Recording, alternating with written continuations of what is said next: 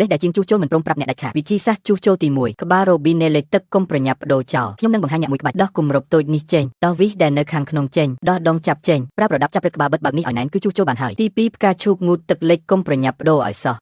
បំបែកផ្កាឈូកចេញពីទុយយ៉ូតុនដោះចោលទប់ទឹកចេញកោះមួកស្ពាន់ចេញទីទុយយ៉ូតុនដែលនៅខាងក្នុងចេញរកកន្លែងដែលលិចទឹកប្រើកន្ត្រៃកាត់ផ្នែកដែលខូចចេញរួចភ្ជាប់វាទៅនឹងទុយយ៉ូវិញនោះវានឹងឈប់លិចទឹកហើយទី3ម៉ាស៊ីនបោកខោអាវបង្ហូរទឹកចូលយឺតធ្វើយ៉ាងម៉េចដំបូងបិទក្បាលរ៉ូប៊ីណេទឹកសិនដោះទុយយ៉ូបង្ហូរទឹកចូលចេញដកសំណាញ់ចម្រោះចេញអ្នកអាចមើលឃើញថាវាត្រូវបានស្ទះយ៉ាងខ្លាំងដោយសារតែកម្ទេចកំទីខ្វក់យើងត្រូវលាងសម្អាតវាឲ្យស្អាតហើយដំឡើងវាត្រឡប់ទៅកន្លែងដើមវិញឥឡូវទឹកហូរធម្មតាវិញហើយ4ចង្ក្រានហ្គាសប្រើយូរទៅភ្លើងចេញអត់ស្មើតាមពិតគឺក្បាលចែកភ្លើងវាស្ទះដាក់សូដាដុតនំម្សៅនិងស្រាកូរចូលគ្នាឲ្យសព្វដាក់ចូលអង្រួន5នាទីអាចលាងសម្អាតបានហើយគ្រប់គ្នាមើលភ្លើងធំហើយស្មើល្អ5ធុងទឹកបង្គន់ឡើងទឹកមិនឈប់តាមពិតគឺមកពីវ៉ាល់ទឹកបង្គន់តែម្ដងបិទវ៉ាល់បញ្ចូលទឹកបើកគម្របខាងលើចេញដកប្រអប់ពណ៌ស្ចេញដកពងអណ្ដែតចេញរួចហើយចាប់គម្របផ្លាស្ទិកខាងលើនេះចេញដកកៅស៊ូទ្រនាប់ចេញការឡើងទឹកមិនឈប់គឺមកពីកៅស៊ូខាងលើខ្វក់ឬមានកំទេចកំទីយកម្ជុលចាក់រន្ធតូចនេះបន្តិចទៅយកទឹកបាញ់លាងសម្អាតវាឲ្យស្អាតរួចហើយដាក់វាចូលវិញដូច្នេះបញ្ហាទឹកឡើងមិនឈប់ត្រូវបានដោះស្រាយហើយអ្នកណាមិនទាន់ចេះអាចចុច like និង save សិនទៅមិនយូរមិនឆាប់នឹងបានប្រើហើយ